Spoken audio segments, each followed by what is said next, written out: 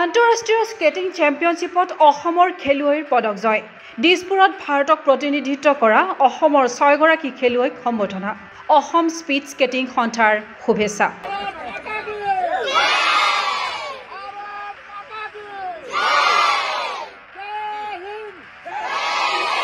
যোৱা 23 মে'ৰ পৰা 25 মে'লৈ ইণ্ডোনেছিয়াত অনুষ্ঠিত হয় আন্তঃৰাষ্ট্ৰীয় স্কেটিং চেম্পিয়নশ্বিপ 2025। এই চেম্পিয়নশ্বিপত ভাৰতক প্ৰতিনিধিত্ব কৰি অসমৰ 6 গৰাকী খেলুৱৈয়ে আজুৰি আনিলে পদক। ভাৰতৰ হৈ অসম সন্তান প্ৰয়াণ ৰাজবৰুৱাই 2টা ব্ৰঞ্জ, নিৰ্জা বৰাই 1টা সোণ আৰু 1টা ব্ৰঞ্জ, ৰাজৱী নাথে 1টা ৰূপ, গীতাংশু বৰাই 1টা ৰূপ আৰু 1টা ব্ৰঞ্জ, গীত কাশ্যপে 1টা ব্ৰঞ্জ, ৰেয়াংশ নাথে 1টা ৰূপ দখলেৰে দেশ তথা ৰাজ্যলৈ কঢ়িয়াই আনিছে গৌৰৱ।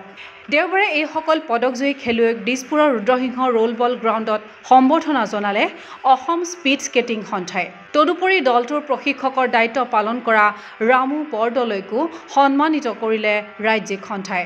সম্বৰ্ধনা জ্ঞাপন কৰে ক্ৰীড়া সাংবাদিক ধীৰাজ হাজৰিকা আৰু চিন্ময় বৰাই।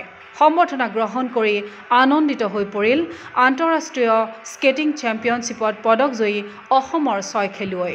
ইফালে পদকজয়ী খেলুৱৈসকলক শুভেচ্ছা জ্ঞাপন কৰিছে অসম স্পীড স্কেটিং সন্থাৰ সভানেত্ৰী গংগোত্ৰী বৰুৱা, সম্পাদক সুমন ডেকাৰ লগতে সন্থাৰ সমূহ বিষয়ববীয়াই।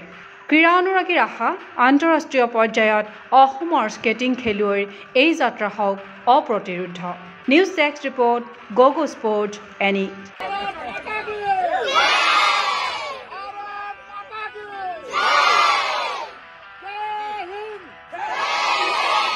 ফিজিকেল এডুকেশ্যন বিষয়ত ডিগ্ৰী পাঠ্যক্ৰমৰ কাৰণে অসম তথা উত্তৰ পূৰ্বাঞ্চলৰ প্ৰথমখন শিক্ষানুষ্ঠান অভিৰুচি ইনষ্টিটিউট অৱ ফিজিকেল এডুকেশ্যন। 2 বছৰীয়া ফিজিকেল এডুকেশ্যনৰ BPEd পাঠ্যক্ৰম আৰু 4 বছৰীয়া BPES পাঠ্যক্ৰমৰ বাবে নামভৰ্তি চলি আছে। বিতংকৈ জানিবৰ বাবে আজি যোগাযোগ কৰক। যোগাযোগৰ নম্বৰসমূহ হৈছে 9435100098, 700222 33540, 88765210998, ৱেবছাইট www.aipguwahati.in।